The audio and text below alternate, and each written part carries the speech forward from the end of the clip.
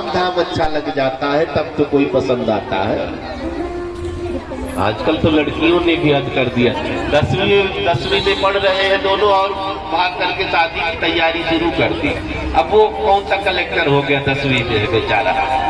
खुद एक बनियान खरीदनी होती तो पापा की जेब साफ करते हैं और शादी के चक्कर में पड़े हैं।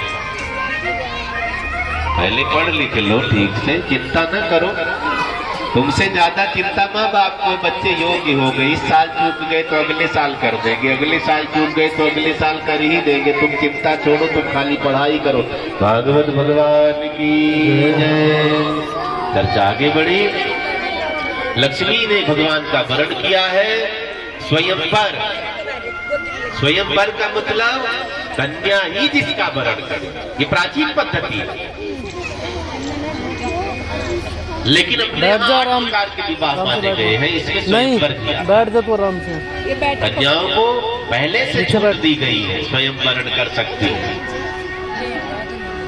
अब तो कास्ट निर्धारित कर दी गई। पहले ऋषि मुनि जब तपस्या करते रहते थे, शादी का मन होता था, किसी राजा से कहते थे मेरा ब्याह कर दो, अपनी बेटी से ब्याह कर देते। तो कन्याएं जिस कास्ट में जाती है वो उन्हीं में शामिल हो जाती है। आओ, लक्ष्मी जी ने भगवान को वरमाला डाली है। भगवान कितने संतुष्ट हैं, ब्राह्मणों के भक्त हैं, ब्राह्मणों के प्रति श्रद्धा रखते, इसलिए लक्ष्मी इनको मिली है।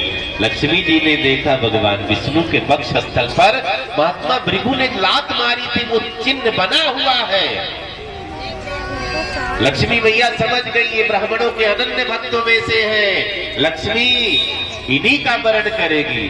तब से मान्यता है, अगर लक्ष्मी चाहते हो तो गुरु का सम्मान करना शुरू कर दो, ब्राह्मण का सम्मान करना शुरू कर दो, संत का सम्मान शुरू कर दो, माता पिता को सम्मान देना शुरू कर दो, बड़ों को सम्मान देना शुरू कर दो। लक्ष्मी आपके ही घर आएगी। लक्ष्मी मैया की आगे बढ़ी।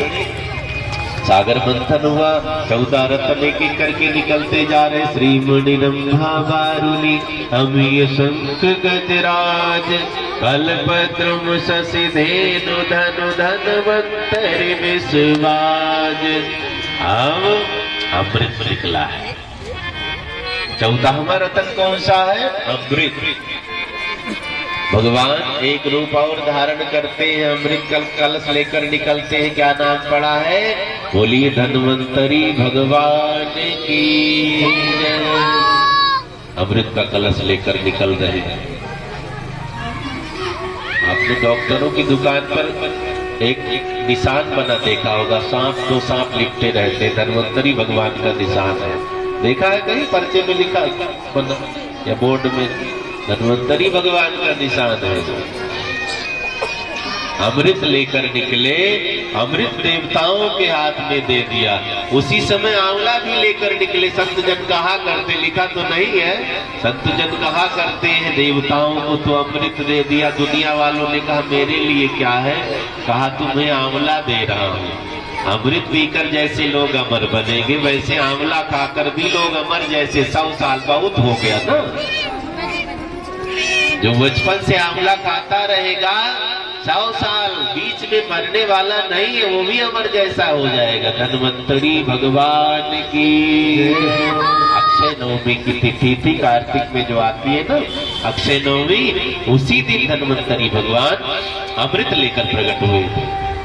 अब देवताओं को अमृत मिला है, देवता बड़े प्रसन्न हो गए। राक्षसों को लगा धन्वंतरी भगवान ने हमें अमृत दिया ही नहीं, अब क्या करूं? राक्षसों ने आक्रमण कर दिया। राक्षस बड़े चंचल बड़े बलशाली होते, मार मार करके अमृत छीन लिया। अब तो छीना जब्ती होने लगी। गरुड़ ने भी सोचा लेकर भागू, कुछ जगह अमृत गिरा, फिर राक्षसों ने छीन लिया। अब तो राक्षस गदगद है लिए भागे जा रहे हैं। देवता रोने लगे। देवता रोने लगते जब काम नहीं बना पाते। भगवान विष्णु के पास गए, प्रभु रक्षा करो। देवताओं ने कहा अमृत पीने के चक्कर में हमने सागर मंथन की सलाह बनाई, राक्षस अमृत लेकर जा रहे हैं, अनहोनी हो जाएगी अगर राक्षस अमर बन जाएंगे। भगवान ने कहा क्या करो? कुछ भी करो, रक्षा करो, जिससे हमारा हित हो वो काम करिए। अब भगवान ने सोचा अमृत पिलाऊंगा तभी तुम्हारा हित हो पाएगा। कई बार हम आप भगवान से मांगते हैं नारद जी भगवान विष्णु से मांगने गए थे, मुझे सुंदर बना दो। भगवान ने कहा तो कितना सुंदर बनाऊं, कौन सा रूप दे दूं? नरसिंह वाला, बाराह वाला, कच्छप वाला, मछली वाला, राम वाला, कृष्ण वाला। नारद जी कहते हैं जिस रूप से मेरा हित हो, हे प्रभु जिस रूप से मेरा हित हो वो रूप दे दो। भगवान से क्या मांगना है? प्रभु वही देना जो तुम्हें अच्छा लगे, जो मुझे अच्छा लगे कभी ना देना। कई बार छोटा बच्चा सांप पकड़ने दौड़ता है खिलौना समझकर, लेकिन माँ नहीं पकड़ने देती है, बच्चा रोने भी लगता है। कई बार छोटा बच्चा आग पकड़ने के लिए दौड़ता है, चमकीली होती है ना, माँ रोक लेती है, बच्चा रोता रहता है, माँ जानती है इससे इसे खतरा हो जाएगा, नहीं पकड़ने। प्रभु वैसे ही कई बार हम गलत चीजें मांग सकते हैं, लेकिन आप ना देना। कई बार हम पाप करना चाहेंगे, आप करने नहीं देना। कई बार हम अधर्म में रुचि रखेंगे, आप होने नहीं देना। बड़ी सुंदर लाइन तुलसीदास जी ने लिखी, रोज गा लिया करो जिस प्रकार से मेरा हित हो। अगर गरीबी में हित है तो गरीब बना कर रखना, अमीरी में मेरा हित है तो अमीर बना करके रखना। प्रभु मैं